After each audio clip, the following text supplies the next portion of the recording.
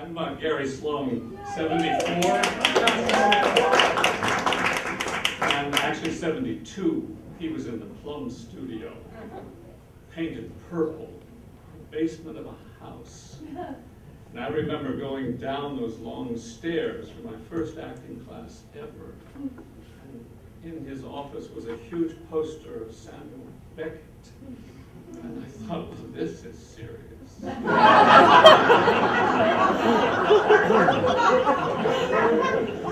And it was. He kicked our ass those early years. Do you ever feel your heart pounding so much you just know it's probably your turn to speak? That's what happened to me when I was listening to Margie Rowe, because I think she's one of the reasons I've been an actor for 30 years. Her Mad Woman of Cheyenne. That's what I had to come down here and say. And this, too. I sent Mark Lewis here because I wanted his ass kicked. I'm buying you a chair, baby. We did a showcase, Don Hart, we did a showcase in New York, and I was sort of the other when I was here. I didn't have a nickname. I was a swimmer.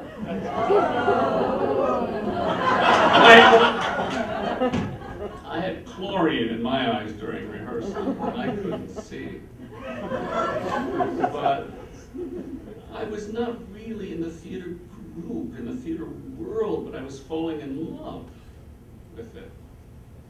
And he loved me back, and I always say I was baptized into theater here. I became an actor later. I was baptized into the world here. And so when I left, I went to grad school. I did relief work at MAP and did my missionary thing for a year, and then I realized I was very unhappy doing that. I think showing slides on the Jeep in Bangladesh convinced me it wasn't my calling. So I went to grad school in theater, and then I went to Ashland, Oregon for 2 years, and I was keeping in touch with everybody. And we decided to do a showcase, some of the early workout group, and we went there, and I remember I was very sort of needing to prove myself to Jim, having not been one of the better actors when I was here.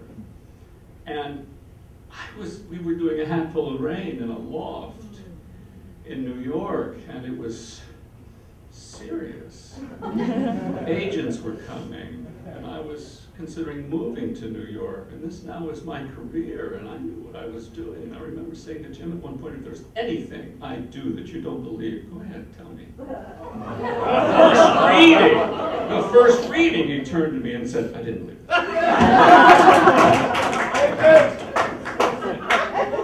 Well, at the end of the first run-through, I was off book. I was nailing it. Left and right. I was doing every famous actor in the book I could think of. And we went out into this little alleyway for notes. And everybody else was, I thought, kind of fumbling around. Looking, searching. I remember Don saying, you know, I just want to be able to do it wrong 100 times. And Jim said, well, that's not doing it wrong, that's me chewing my pencil.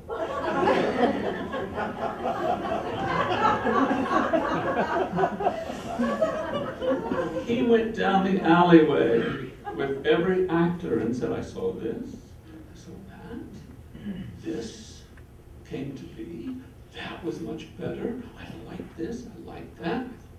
Say to me, finally, after my tour de force run-through, and my needing to prove myself, finally, having been a professional actor already. Thank you very much. This was a showcase.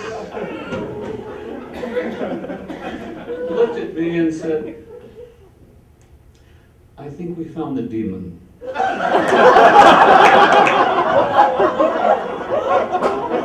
like to start over.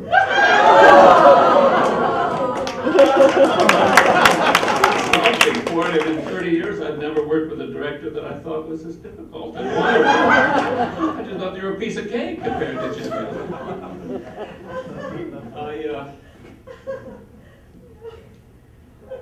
I'm so impressed with the long marriages. 17 years. I've been married 17 times. Only 3. But in the middle of one of my more difficult times, he did write to me and say, don't forsake the Eucharist. It's your best friend. In my hour of darkness, he came to me then. I put together a few words based on Hamlet's speech to York, and I asked Elizabeth if I could do it this weekend. And I think she had planned it for tomorrow night, but it felt like it belonged tonight, so if I can remember it, I thought it would be better. So, this is for you, Jim.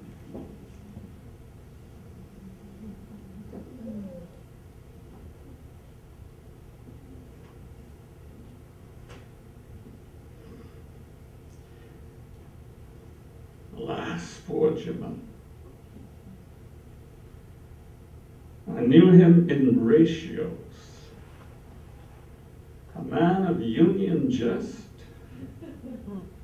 of most excellent fantasy. He has told me to deepen my moments 1,000 times. My understanding rises still, how deep in my imagination it is.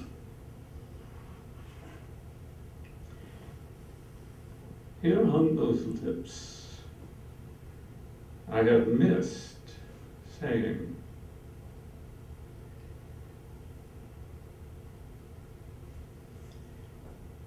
You're offering shit to God.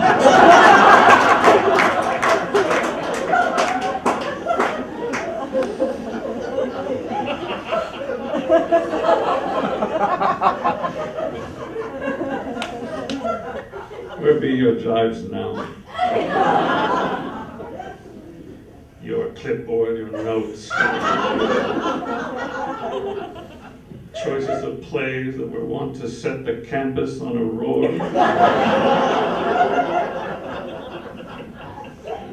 Not one now to mock your own sinning. And get thee to your Lord's chamber. Tell him to paint us an inch thick. By your favor we all have come. Will keep us laughing with that. Dost thou think Alexander looked at his fashion in the earth and knelt so? To what grace uses we may return. Yeah.